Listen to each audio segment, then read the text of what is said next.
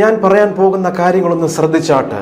മനുഷ്യൻ സാധാരണ വിചാരപ്പെടുന്നത് 3 കാര്യങ്ങളെക്കുറിച്ച് ഓർത്തിട്ടാണ്: ആഹാരം, വസ്ത്രം, പാർപ്പിടം. എന്നാൽ ഇവയെക്കുറിച്ച് ഓർത്ത് ഭാരപ്പെടേണ്ട എന്നാണ് കർത്താവ് പറയുന്നത്. അത്യുന്നതനായ ദൈവം തൻ്റെ കേവല സൃഷ്ടികളായ പക്ഷികളെ അത്ഭുതകരമായി പാലിക്കുന്നുവെങ്കിൽ നമ്മെ പുലർത്താതെ ഇരിക്കുമോ? പറവകൾക്ക് ചിന്താകുലത്തിന് ആവശ്യമില്ലാത്തതുപോലെ തന്നെ നമുക്കും ആവശ്യമില്ലെന്ന് കർത്താവ് പഠിപ്പിച്ചിരിക്കുകയാണ്. നമുക്കായി കരുതുവാൻ ദൈവം ഉള്ളതിനാൽ നാം എന്തിന് വിചാരപ്പെടേണ്ട കാര്യമില്ല. ലോകത്തിന് നാനാഭാഗത്തിരുന്നു കൊണ്ട് അനവധി മീഡിയയിലൂടെ ഞങ്ങളെ കണ്ടുകൊണ്ടിരിക്കുന്ന, ശ്രദ്ധിച്ചുകൊണ്ടിരിക്കുന്ന ഞങ്ങളുടെ എല്ലാ മാന്യ പ്രേക്ഷകരെയും ഓർത്ത് ദൈവത്തെ സ്തുതിക്കുകയാണ്. ഫേസ്ബുക്ക് പേജിനകത്തൂടെയും യൂട്യൂബ് ചാനലിലൂടെയും മറ്റു മീഡിയയിലൂടെയൊക്കെ ഞങ്ങളെ കാണുന്ന, കേൾക്കുന്ന, ഇന്നാദ്യമായിട്ട് ഈ ശുശ്രൂഷയിൽ പങ്കെടുത്തുകൊണ്ടിരിക്കുന്നവർക്കും യേശു ക്രിസ്തുവിൻ്റെ നാമത്തിൽ സ്നേഹ വന്ദനത്തെ അറിയിക്കുന്നു. ലോകത്തിന് നാനാഭാഗത്ത് ചിതറിപ്പാർത്തുകൊണ്ട് നിരന്തരമായിട്ട് ഞങ്ങളെ ശ്രദ്ധിക്കുന്ന ഏവർക്കായി ദൈവത്തെ സ്തുതിക്കുകയാണ്. നിങ്ങളോട് പ്രത്യേകം ഞങ്ങൾ നന്ദി അറിയിക്കുന്നു. പ്രത്യേകാൽ ഞങ്ങൾക്ക് വേണ്ടി പ്രാർത്ഥിക്കുന്ന ധാരാളം പേര് ലോകത്തിന് നാനാഭാഗത്ത് ഉണ്ട് എന്ന് കേട്ടതിൽ ദൈവത്തെ സ്തുതിക്കുകയാണ്. വർഷങ്ങളായിട്ട് നടന്നുകൊണ്ടിരിക്കുന്ന ഈ ശുശ്രൂഷകളിൽ അനേകര് പങ്കെടുക്കുകയും അനേകര് അനുഗ്രഹിക്കപ്പെടുകയും ചെയ്തിട്ടുണ്ട്. നിശ്ചയമായിട്ടും ഇന്നത്തെ എപ്പിസോഡിലൂടെ, പ്രത്യേകിച്ച് ആദ്യമായിട്ട് ഈ ശുശ്രൂഷയിൽ പങ്കെടുത്തു കൊണ്ടിരിക്കുന്നവർക്കും ഇത് വളരെ അനുഗ്രഹമായി മാറാനായിട്ട് പോകുകയാണ്. വളരെ പ്രതീക്ഷയോടെ, വളരെ പ്രാർത്ഥനയോടുകൂടെ തുടർന്നുള്ള സമയങ്ങളിൽ ആയിരിക്കുന്നുവെങ്കിൽ നിശ്ചയമായിട്ടും വലിയവനായ ദൈവം നിങ്ങളോട് കരുണ കാണിക്കാനായിട്ട് പോകുകയാണ്. യൂട്യൂബിനകത്തൂടെയോ ഫേസ്ബുക്ക് പേജിനകത്തൂടെയോ ഒക്കെ നിങ്ങൾ ഈ സന്ദേശം കേട്ടുകൊണ്ടിരിക്കുമ്പോൾ നിങ്ങൾ ഈ ശുശ്രൂഷ അനുഭവിച്ചതിന് ശേഷം നിങ്ങളുടെ സ്നേഹിതന്മാർക്കും കൂടെ ഈ ശുശ്രൂഷകളൊക്കെ ഒന്ന് ഷെയർ ചെയ്ത് കൊടുക്കുക.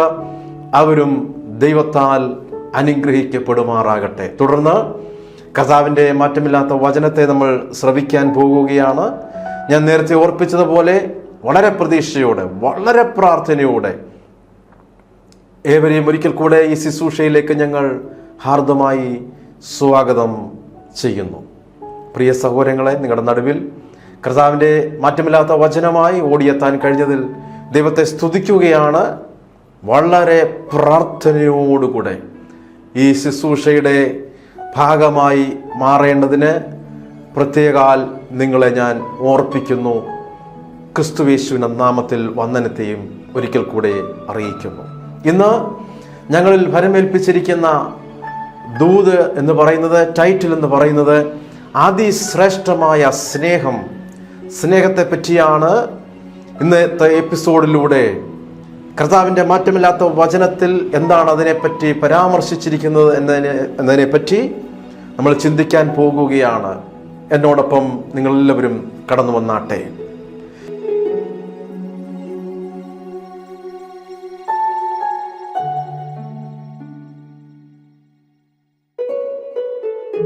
ദൈവത്തിൻ്റെ വേല സ്നേഹം കൂടാതെ ചെയ്യുവാൻ കഴിയുകയില്ല എന്ന് D.L. മൂഡി ഒരിക്കൽ പറഞ്ഞപ്പോൾ ഇതിൽ പരം വേദപുസ്തകപരമായി കൃത്യമായ ഒരു പ്രസ്താവന അദ്ദേഹത്തിന് ചെയ്യുവാൻ കഴിയുമായിരുന്നില്ല. D.L. മൂഡി പറഞ്ഞു, ദൈവത്തിൻ്റെ വേല സ്നേഹം കൂടാതെ ചെയ്യുവാൻ കഴിയത്തില്ല. ദൈവത്തിൻ്റെ വേല ചെയ്യണമെന്നുണ്ടെങ്കിൽ ദൈവത്തോടൊരു സ്നേഹമുണ്ടായിരിക്കണം. ദൈവത്തിൻ്റെ വേല ചെയ്യുന്ന അവസരത്തിൽ ദൈവത്തിൻ്റെ സ്നേഹം ഹൃദയത്തിൽ നിന്ന് പുറത്തേക്ക് നിറഞ്ഞ് ഒഴുകണം. അങ്ങനെ ഉണ്ടെങ്കിൽ മാത്രമേ മടുപ്പ് കൂടാതെ ദൈവവേല ചെയ്യാനായിട്ട് കഴിയത്തുള്ളൂ. അദ്ദേഹം പറഞ്ഞ പല പ്രസ്താവനകളിൽ ഏറ്റവും ശ്രദ്ധിക്കപ്പെടേണ്ട പ്രസ്താവനയാണ് സ്നേഹത്തെ പറ്റിയുള്ള അദ്ദേഹത്തിൻ്റെ വീക്ഷണമെന്ന് പറയുന്നത്. വേദപുസ്തകത്തിലെ സുപ്രസിദ്ധമായ 1 കൊരിന്ത്യർ ലേഖനം 13 അധ്യായം എന്ന അധ്യായത്തിൻ്റെ സന്ദേശം സ്നേഹത്തെ പറ്റിയാണ്. 1 കൊരിന്ത്യർ ലേഖനം 12, 13 വേദഭാഗങ്ങൾ വായിക്കുമ്പോൾ സ്നേഹത്തിൻ്റെ വിഷയത്തെപ്പറ്റി അപ്പോസ്തലനായ പൗലോസ് പരാമർശിച്ചിരിക്കുകയാണ്. ശ്രദ്ധിച്ചാട്ടെ, പൗലോസാണ് ആദ്യത്തെ ഏറ്റവും മഹാനായ മിഷണറിയും പണ്ഡിതനും ഉപദേഷ്ടാവും എന്ന് പറയുന്നത്. അപ്പോസ്തലനായ പൗലോസ് ഏറ്റവും മഹാനായ ഒരു മിഷണറിയെ, പൗലോസ് ഒരു വലിയൊരു പണ്ഡിതൻ, അപ്പോൾ തന്നെ പൗലോസ് ഉപദേഷ്ടാവും സുവിശേഷകനും തീർന്നില്ല, വിശ്വാസത്തിന്റെ വീരപുരുഷനും ആയിരുന്നു. അപ്പോസ്തലനായ പൗലോസ് അത്രയേറെ ശ്രദ്ധിക്കപ്പെട്ട പുതിയ നിയമത്തിൽ അനേക സംഭാവനകൾ നൽകി തന്നിട്ടുള്ള ഒരു ഭക്തനായ ദൈവമനുഷ്യൻ അപ്പോസ്തലനായ പൗലോസ്. സാർവത്രികമായി എല്ലാവരും അംഗീകരിച്ചിട്ടുള്ള കാര്യമാണ് അപ്പോസ്തലനായ പൗലോസിന്റെ പാണ്ഡിത്യവും ഉപദേശവും സുവിശേഷീകരണവും. എന്നാൽ തൻ്റെ പാണ്ഡിത്യവും ബഹുവിധ വൈദഗ്ധ്യവും ത്യാഗോചലമായ സമർപ്പണവും സ്നേഹത്തിൽ സമ്പൂർണമായി മുക്കിയെടുത്തില്ലെങ്കിൽ അർത്ഥശൂന്യമാകുന്നുവെന്ന് പൗലോസിന് നന്നായിട്ടറിയാമായിരുന്നു. അതുകൊണ്ടാണ് താൻ പറഞ്ഞിരിക്കുന്നത്, സ്നേഹമില്ല എങ്കിൽ ഏതുമില്ല.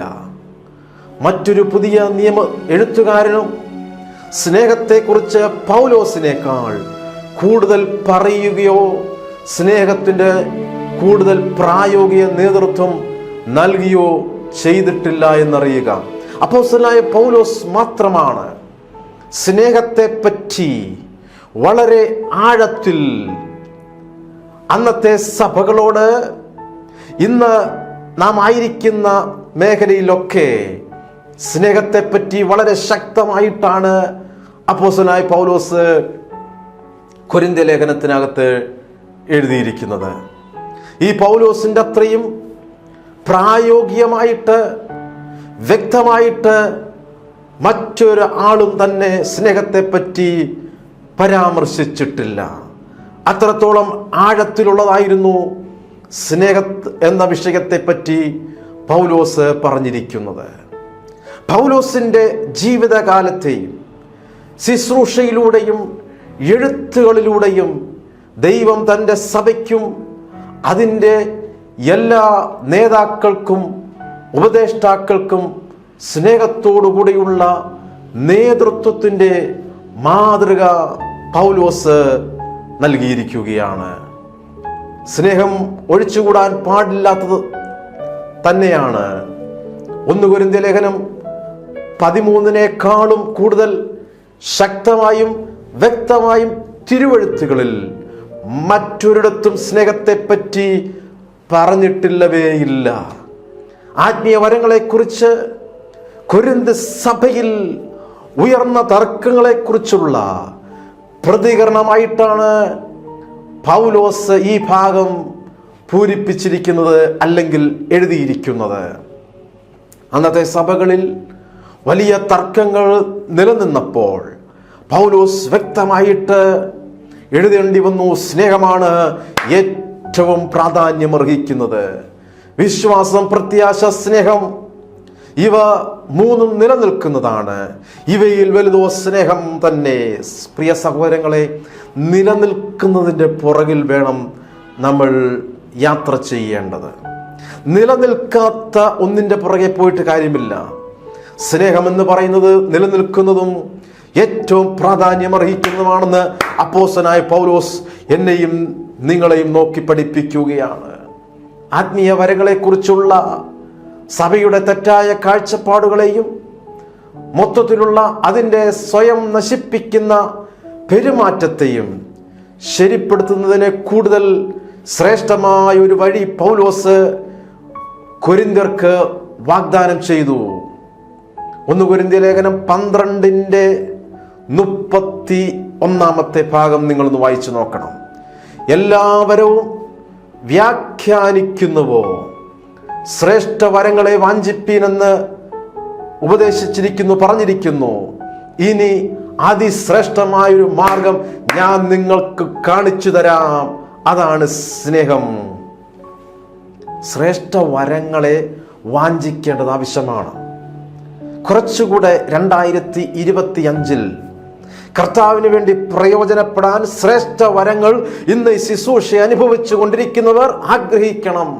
ശ്രേഷ്ഠ വരങ്ങളെ വാഞ്ചിപ്പീൻ.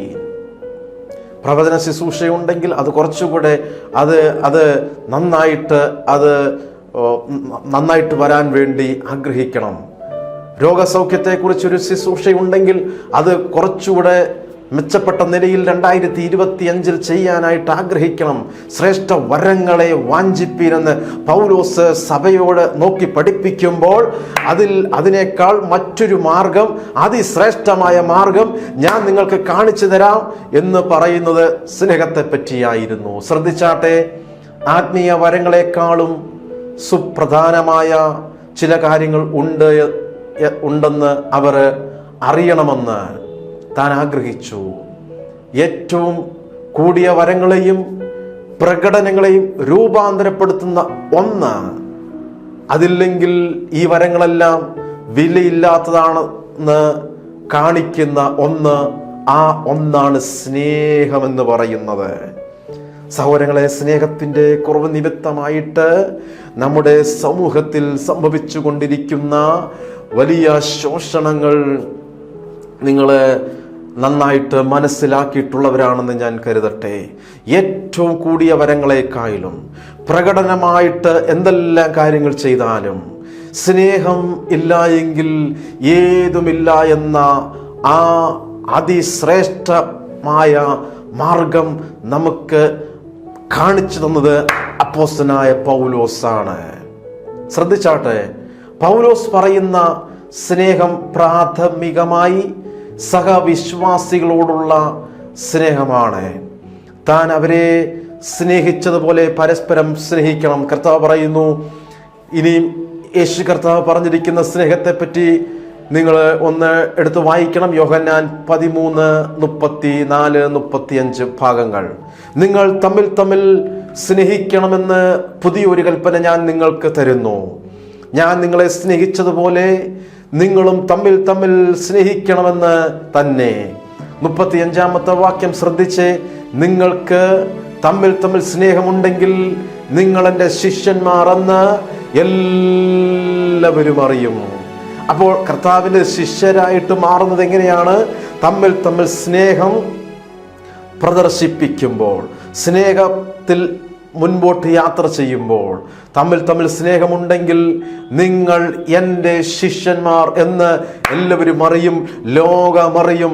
ഇന്ന് ഈ സന്ദേശം കേട്ടുകൊണ്ടിരിക്കുന്ന നിങ്ങൾ കർത്താവിൻ്റെ ശിഷ്യരാകുന്നെങ്കിൽ, ലോകമറിയണമെന്നുണ്ടെങ്കിൽ നിങ്ങൾക്ക് സ്നേഹമെന്നൊരു തലം വളരെ ശക്തമായിട്ട് ഉണ്ടെങ്കിൽ മാത്രമേ നന്നായിട്ട് കർത്താവിൻ്റെ ഒരു ശിഷ്യൻ എന്ന നിലയിൽ നിങ്ങൾക്ക് കർത്താവിന് വേണ്ടി പ്രയോജനപ്പെടാനായിട്ട് കഴിയത്തുള്ളൂ. ഇതാണ് യേശു കർത്താവ് നമ്മളെപ്പറ്റി ആഗ്രഹിക്കുന്നത്. തമ്മിൽ സ്നേഹത്തോടുകൂടെയുള്ള സമീപനം. തൻ്റെ ശിഷ്യന്മാർക്ക് കൽപ്പന നൽകിയപ്പോൾ യേശു ക്രിസ്തു ഈ സ്നേഹത്തിന് നിർവചനം നൽകി. മറ്റുള്ളവരുടെ നന്മയ്ക്ക് വേണ്ടിയിട്ടുള്ള സമ്പൂർണ്ണ ത്യാഗത്തിലൂടെയാണ് ഈ സ്നേഹം സ്വയം നൽകുന്നത്. വിനയത്തോടെ തൻ്റെ ശിഷ്യന്മാരുടെ കാലുകൾ കഴുകിയതിലൂടെ ഈ പുതിയ സ്നേഹത്തിന് മാതൃക യേശു ദൃഷ്ടാന്തീകരിച്ചു. യേശു ക്രിസ്തു എന്താണ് ചെയ്തത്? വളരെ വിനയത്തോടുകൂടെ തൻ്റെ ശിഷ്യന്മാരുടെ കാലുകൾ കഴുകി. അങ്ങനെ നാഥനായിരിക്കുന്നവൻ, ഗുരുവായിരിക്കുന്നവൻ ഈ പുതിയ സ്നേഹത്തിൻ്റെ മാതൃക നമുക്ക് കാണിച്ചു തന്നിരിക്കുകയാണ്. മറ്റുള്ളവർക്കായി ക്രൂശിൽ തൻ്റെ ജീവൻ നിസ്വാർത്ഥമായി യാഗമായി അർപ്പിച്ചതിലൂടെയും താൻ മാതൃക കാട്ടി. യേശു ക്രിസ്തു നമുക്കായിട്ട് മാതൃക കാട്ടിയിരിക്കുകയാണ്. അവന് ഒരു കാര്യം മാത്രം നമ്മളോട് പറഞ്ഞിട്ട് പോവുകയല്ലായിരുന്നു, നമുക്കവൻ മാതൃക കാണിച്ചു തരികയുണ്ടായി. അവൻ നമുക്ക് വേണ്ടി തൻ്റെ പ്രാണനെ വച്ചു കൊടുത്തിരിക്കുന്നു. നാമും സഹോദരന്മാർക്ക് വേണ്ടി പ്രാണനെ വെച്ചു കൊടുക്കേണ്ടതാകുന്നു. 1 യോഹന്നാൻ 3:16. ഇനിയും ശ്രദ്ധിച്ചാട്ടെ, യേശു ക്രിസ്തു സ്നേഹത്തെ പ്രദർശിപ്പിച്ചു. ഞാൻ പറയാതെ തന്നെ നിങ്ങൾക്കറിയാം, യേശു ക്രിസ്തു സ്നേഹത്തെ പ്രദർശിപ്പിച്ചു. കാൽവറി ക്രൂശിലേക്ക് നോക്കുമ്പോൾ സ്നേഹത്തിൻ്റെ പൂർണ്ണത നമുക്കവിടെ കാണാൻ കഴിയുന്നുണ്ട്. Jesus Christ demonstrated love. യേശു ക്രിസ്തു സ്നേഹത്തെ പ്രദർശിപ്പിച്ചു, ഡെമൺസ്ട്രേറ്റ്. ഈ സമയങ്ങളിൽ കുറച്ചുകൂടെ കഴിയുമ്പോൾ, അവധി സമയമൊക്കെ ആയി കഴിയുമ്പോൾ, സ്കൂൾ അവധിയൊക്കെ ആയി കഴിയുമ്പോൾ, നമ്മുടെ നാട്ടിലെ പല സ്ഥലങ്ങളിലും വലിയ വലിയ ഗ്രൗണ്ടുകളൊക്കെ വാടകയ്ക്കെടുത്തിട്ട് വലിയ മെഗാ ഷോകളൊക്കെ നടത്താനായിട്ടൊക്കെ ഇരിക്കുന്ന കാര്യങ്ങൾ നമ്മൾ കഴിഞ്ഞ വർഷമൊക്കെ കണ്ടിട്ടുള്ളതാണ്. ഒരു മെഗാ മേള നടത്തുമ്പോൾ പല സ്റ്റോളുകൾ അവിടെ ഉണ്ടാകും. ഓരോ സ്റ്റോളിലും ചെന്ന് കഴിഞ്ഞാൽ പലതരത്തിലുള്ള എക്യുപ്മെൻറ്റ്സ്, ഇലക്ട്രോണിക്സ് എക്യുപ്മെൻറ്റ്സ് ഒക്കെ കാണും. ആ എക്യുപ്മെൻറ്റ്സ് എങ്ങനെയാണ് പ്രവർത്തിക്കുന്നതിനെ പറ്റിയും അത് എന്തെല്ലാം പ്രയോജനമാണ് ഉണ്ടാക്കുന്നതിനെ പറ്റിയുമൊക്കെ അവിടെ കാണിച്ചു തരും. അത് ഓപ്പറേറ്റ് ചെയ്ത് കാണിച്ചു തരും, ഡെമൺസ്ട്രേറ്റ് ചെയ്ത് കാണിച്ചു തരും, പ്രദർശിപ്പിക്കും. ഇതുപോലെ യേശു ക്രിസ്തു സ്നേഹത്തെ നമുക്കായിട്ട് പ്രദർശിപ്പിച്ചു കാൽവറി ക്രൂശിലൂടെ. സ്നേഹമെന്ന് പറയുന്നത് എല്ലാ വിടവിനെയും നികത്തുന്നതാണ്. എഴുതി വച്ചാട്ടെ, സ്നേഹമെന്ന് പറയുന്നത് എല്ലാ വിടവിനെയും നികത്തുന്നതാണ്. സ്നേഹമെന്ന് പറയുന്നത് എല്ലാ പോരായ്മയും പരിഹരിക്കുന്നതാണ്. സ്നേഹം എല്ലാ വിടവിനെയും നികത്തുന്നതാണ്. സ്നേഹം എല്ലാ പോരായ്മയും പരിഹരിക്കുന്നതാണ്. സ്നേഹമെന്ന് പറയുന്നത് ക്ഷമിക്കുന്നതാണ്. സ്നേഹമെന്ന് പറയുന്നത് സഹിക്കുന്നതാണ്. സ്നേഹമെന്ന് പറയുന്നത് മുറിവേറ്റതിനെ ആശ്വസിപ്പിക്കുന്നതാണ്. മുറിവേറ്റ് കിടക്കുന്ന ഒരാളെ വീണ്ടും വീണ്ടും കുത്തി മുറിവേൽപ്പിക്കുകയല്ല. സ്നേഹം വെളിപ്പെടുമ്പോൾ മുറിവേറ്റതിനെ ആശ്വസിപ്പിക്കും. സ്നേഹമെന്ന് പറയുന്നത് ബലഹീനതയിൽ താങ്ങി നിർത്തുന്നതാണ്. ഈ മെസ്സേജ് വളരെ പ്രാർത്ഥിച്ച് ഞാൻ തയ്യാറാക്കിക്കൊണ്ടിരിക്കുന്ന നേരത്താണ് നമ്മുടെ കേരളത്തെ നടുക്കിയ കൂട്ടക്കൊല നടക്കുന്നത്. 5 പേരെ കൊന്ന കൂട്ടക്കൊല. ആ ദിവസങ്ങളിൽ ഞാൻ ജസ്റ്റ് ഫേസ്ബുക്ക് പേജുകളൊക്കെ ഇങ്ങനെ മറിച്ച് നോക്കിക്കൊണ്ടിരുന്നപ്പോൾ ചാനലുകാർ പോസ്റ്റ് ചെയ്ത ഒരു പോസ്റ്റർ എൻ്റെ ശ്രദ്ധയിൽപ്പെടുകയുണ്ടായി. പ്രതി പോലീസിനോട് സമ്മതിച്ചിരിക്കുന്നു. സംഭവിച്ച 1-2 പോയിന്റുകൾ: 1, കുടുംബക്കാർക്ക് സ്നേഹമില്ല. തൻ്റെ അച്ഛൻ കുടുംബത്തിലെ ഇളയ മകനായിട്ടും ആരും സഹായിക്കുന്നില്ല. ഒരു പോസ്റ്റർ പ്രതി ഇങ്ങനെ പറഞ്ഞ് സമ്മതിച്ചിരിക്കുന്നു, കുറ്റം സമ്മതിച്ചിരിക്കുന്നു. സ്നേഹമാണ് എല്ലാറ്റിനെയും കവർ ചെയ്യുന്നത്. ഞാൻ ആ വ്യക്തി ജീവിതത്തെ വെള്ളപൂശാൻ ആഗ്രഹിക്കുകയല്ല. സ്നേഹത്തിൻ്റെ കുറവ് നിമിത്തമായിട്ട് നമ്മുടെ സമൂഹത്തിൽ സംഭവിച്ചു കൊണ്ടിരിക്കുന്ന വലിയ വലിയ ദുരന്തങ്ങൾ. എന്നാൽ ഇതിന് പകരമായിട്ട് വയ്ക്കാനായിട്ട് കഴിയുന്നത് കാൽവറി ക്രൂശിലെ യേശു ക്രിസ്തുവിൻ്റെ സ്നേഹം മാത്രമേ ഉള്ളൂ എന്നറിയുക. ലോകത്തിലെ സ്നേഹം അല്പം നാളത്തേക്ക് മാത്രമേ ഉള്ളൂ. ലോകത്തിലെ സ്നേഹമെന്ന് പറയുന്നത് അത് കുറച്ച് കഴിയുമ്പോൾ അത് ഇല്ലാതെയായി തീരും. എന്നാൽ കാൽവറി ക്രൂശിലെ സ്നേഹമെന്ന് പറയുന്നത് അത് നിലനിൽക്കുന്നതാണ്. സ്നേഹമാണ് അതിശ്രേഷ്ഠമായ വഴി എന്ന കാര്യത്തിൽ എന്തെങ്കിലും സംശയമുണ്ടെങ്കിൽ അത് ഇല്ലാതാക്കുന്നതിനും ആധ്യാത്മിക വരങ്ങളെക്കുറിച്ചുള്ള കൊരിന്ത്യരുടെ തെറ്റായ ചിന്താഗതിക്ക് വിരാമമിടുന്നതിനും സ്നേഹമാണ് അതിശ്രേഷ്ഠമായ വഴിയെന്ന് സ്ഥാപിക്കുന്നതിനും വാചാലതയോടെ തൻ്റെ ആശയവിനിമയ മികവ് ഉപയോഗിച്ച് പൗലോസ് പ്രയോഗിക്കുന്നു. താൻ അങ്ങനെയാണ് ആ ഭാഗങ്ങളൊക്കെ എഴുതിയിരിക്കുന്നത്. 1 കൊരിന്ത്യ ലേഖനം 12-ാം അധ്യായവും 13-ാം അധ്യായവും ഈ സന്ദേശത്തിന് ശേഷം നിങ്ങൾ വായിച്ചു നോക്കുക. ഇനി അതിശ്രേഷ്ഠമായ ഒരു മാർഗം ഞാൻ നിങ്ങൾക്ക് കാണിച്ചു തരാം എന്ന് പൗലോസ് 1 കൊരിന്ത്യ ലേഖനം 12-ാം അധ്യായം അവസാനിക്കുന്നതിന് മുന്നമേ അങ്ങനെ ഒരു പദപ്രയോഗത്തിലോടുകൂടിയാണ് ആ അധ്യായം അവസാനിക്കുന്നത്. അതിശ്രേഷ്ഠമായൊരു മാർഗം ഞാൻ നിങ്ങൾക്ക് വെളിപ്പെടുത്തി തരാം. ഞാൻ മനുഷ്യരുടെയും ദൂതന്മാരുടെയും ഭാഷകളിൽ സംസാരിച്ചാലും എനിക്ക് സ്നേഹമില്ല എങ്കിൽ ഞാൻ മുഴങ്ങുന്ന ചെമ്പോ ചിലമ്പുന്ന കൈത്താളമോ അത്രേ. എനിക്ക് പ്രവചനവരം ഉണ്ടായിട്ട് സകല മർമ്മങ്ങളും സകല ജ്ഞാനവും ഗ്രഹിച്ചാലും മലകളെ നീക്കുവാൻ തക്ക വിശ്വാസമുണ്ടായാലും സ്നേഹമില്ല എങ്കിൽ ഞാൻ ഏതുമില്ല. അടുത്തത് എനിക്കുള്ളതെല്ലാം അന്നദാനം ചെയ്താലും എൻ്റെ ശരീരം ചുടുവാൻ ഏൽപ്പിച്ചാലും സ്നേഹമില്ലെങ്കിൽ എനിക്ക് ഒരു പ്രയോജനവുമില്ല. 1 കൊരിന്ത്യർ ലേഖനം 12:31, 13:1-3 വരെയുള്ള വേദഭാഗങ്ങൾ വായിച്ചു നോക്കിക്കാട്ടെ. മലകളെ നീക്കുവാൻ തക്ക വിശ്വാസമുണ്ടെങ്കിലും വലിയ വീരപ്രവർത്തികൾ ചെയ്താലും സ്നേഹമില്ല എങ്കിൽ അത് വെറും ഏതുമില്ല, ശൂന്യമാണ്. അത് കൂടാതെ അടുത്ത ആ വാക്യം നിങ്ങളൊന്ന് ശ്രദ്ധിക്കണം. എനിക്കുള്ളതെല്ലാം അന്നദാനം ചെയ്താലും എൻ്റെ ശരീരം ചുടുവാൻ ഏൽപ്പിച്ചാലും, നോക്ക്, വലിയ ദണ്ഡനം ശരീരത്തെ ഏൽപ്പിച്ചാലും വലിയ ത്യാഗങ്ങൾ സഹിച്ചാലും സ്നേഹമെന്നുള്ള ഒരു കാര്യമില്ലെങ്കിൽ എനിക്കൊരു പ്രയോജനവുമില്ല എന്ന് പൗലോസ് തൻ്റെ ലേഖനത്തിലൂടെ ഈ നൂറ്റാണ്ടിലുമുള്ള ഈ സഭയോട് ശക്തമായിട്ട് ഇടപെടുകയാണ്. പ്രിയ സഹോദരി സഹോദരന്മാരെ, ലോകത്തിൻ്റെ നാനാഭാഗത്തിരുന്നു കൊണ്ട് ഞങ്ങളെ അനേകം മീഡിയയിലൂടെ ശ്രദ്ധിച്ചു കൊണ്ടിരിക്കുന്ന നിങ്ങളോട് പരിശുദ്ധാത്മാവ് ഹൃദ്യമായി ഇടപെട്ടുകൊണ്ടിരിക്കുന്നു എന്ന് ഞങ്ങൾക്ക് വളരെ ബോധ്യമുണ്ട്. അമേരിക്കയുടെ ദേശത്തിരുന്നു കൊണ്ട്, ഓസ്ട്രേലിയയുടെ ദേശത്ത് ഇരുന്നു കൊണ്ട്, യൂറോപ്യൻ ദേശത്തിരുന്നു കൊണ്ട്, ആഫ്രിക്കൻ ഭൂഖണ്ഡങ്ങളിൽ ഇരുന്നു കൊണ്ട്, ഏഷ്യൻ ഭൂഖണ്ഡങ്ങളിലൊക്കെ ഇരുന്നു കൊണ്ട് ഞങ്ങളെ ശ്രദ്ധിച്ചു കൊണ്ടിരിക്കുന്ന അനേക വ്യക്തിജീവിതങ്ങളോട് പരിശുദ്ധാത്മാവ് ഇടപെടുകയാണ്.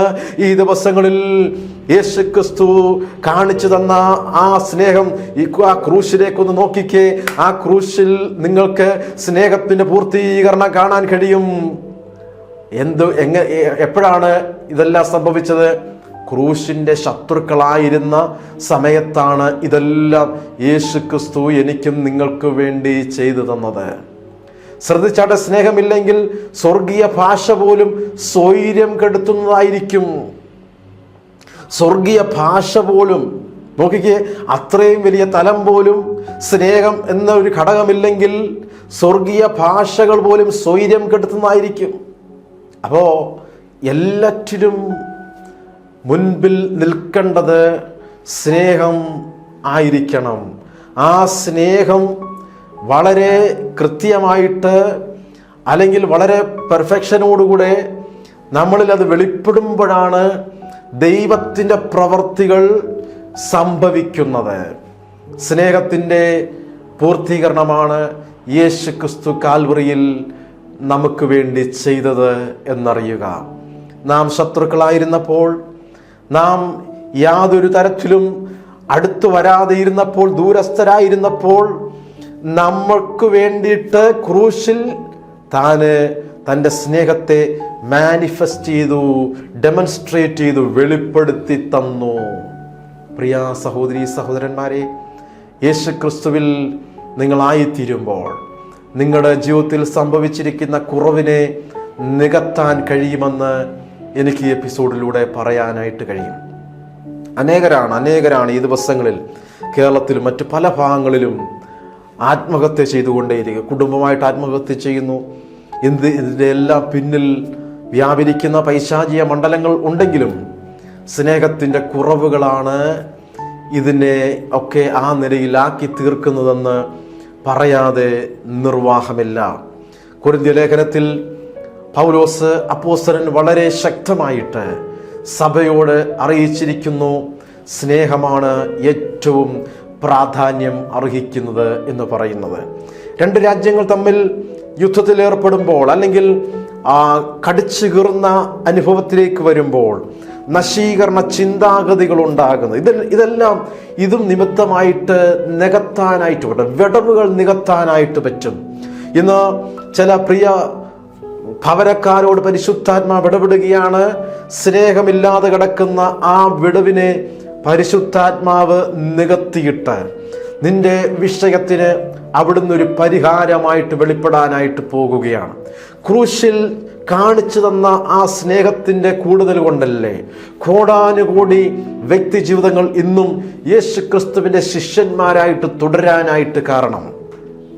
അനേക സ്ഥലങ്ങളിൽ അനേക പ്രിയപ്പെട്ടവരെ, കോടിക്കണക്കിന് ജനങ്ങളാണ് യേശുക്രിസ്തുവിലൂടെ, യേശുക്രിസ്തുവിൻ്റെ മാർഗത്തിലേക്ക് വന്നുകൊണ്ടിരിക്കുന്നത്.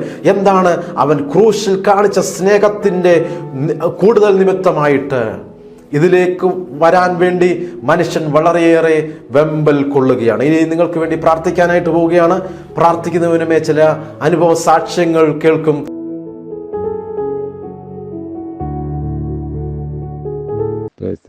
ഞാനൊരു വീട് പണിയാൻ വേണ്ടിയിട്ട് കർത്തദാസനോട് ഒരു ആലോചന ചോദിച്ചായിരുന്നു.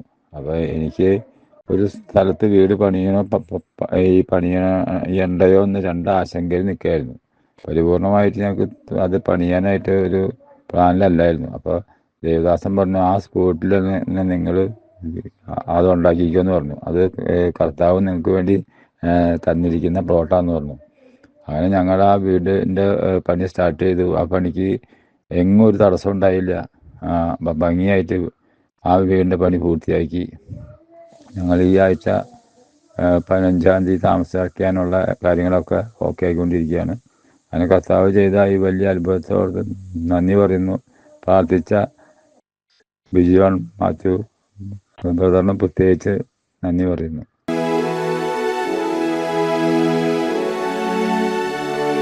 പ്രാർത്ഥിക്കാം. പരിശുദ്ധ ദൈവമേ, ഞങ്ങൾ ഒരുമിച്ച് ഞങ്ങളുടെ കുടുംബങ്ങൾക്ക് വേണ്ടി പ്രത്യേകമായിട്ട് പ്രാർത്ഥിക്കുന്നു. യേശു ക്രിസ്തുവിന്റെ നാമത്തിൽ കരങ്ങൾ കോർത്തു പിടിച്ചിരിക്കുന്ന എല്ലാവർക്കായിട്ട് ഈ ദൈവത്തെ സ്തുതിക്കുന്നു. ഈ അവസരത്തിൽ ദൈവത്തിന്റെ വലിയ പ്രവൃത്തി വെളിപ്പെട്ടു വരട്ടെ എന്ന് ഞാൻ പ്രാർത്ഥിക്കുന്നു. ഈ ലൈവ് പ്രോഗ്രാം ഇവിടെ നടന്നുകൊണ്ടിരിക്കുമ്പോൾ തന്നെ സൗദി അറേബ്യയുടെ ദേശത്തായിരിക്കുന്ന ഒരു കുടുംബത്തിനായിട്ട് പ്രാർത്ഥിക്കാൻ ആവശ്യപ്പെട്ടിരിക്കുകയാണ്. ഒന്നാമതായിട്ട് ജോലി മേഖലയിലെ പ്രശ്നങ്ങൾ മാറിപ്പോകട്ടെ എന്ന് ഞാൻ പ്രാർത്ഥിക്കുന്നു. കൂടെ ജോലി ചെയ്യുന്നവർ പലപ്പോഴും പ്രശ്നങ്ങൾ ഉണ്ടാക്കി വളരെ ബുദ്ധിമുട്ടിക്കുന്നു. ആ തരത്തിലുള്ള പോരാട്ട ശക്തികൾ യേശു കർത്താവിന്റെ നാമത്തിൽ നീങ്ങിപ്പോകട്ടെ. സൗദി അറേബ്യയുടെ ദേശത്ത് ആ പ്രിയ കുടുംബം വളരെ സന്തോഷത്തോടെ ജോലി ചെയ്യുവാൻ സ്വർഗസ്ഥനായ ദൈവം കരുണ കാണിച്ചാട്ടെ. ആയുസ്സും ആരോഗ്യം ഉണ്ടാകട്ടെ എന്ന് പ്രാർത്ഥിക്കുന്നു. അതുപോലെ തന്നെ ഇതുവരെയും ഇല്ലാത്ത സാലറി കട്ടിങ് ഉണ്ടായിരിക്കുകയാണ്. അതിന് ഒരു പരിഹാരം ഉണ്ടാകേണ്ടത് ഞങ്ങൾ പ്രാർത്ഥിക്കുകയാണ്. അധികാരികളോട് ദൈവത്തിന് നന്മ ഇടപെട്ടാട്ട്.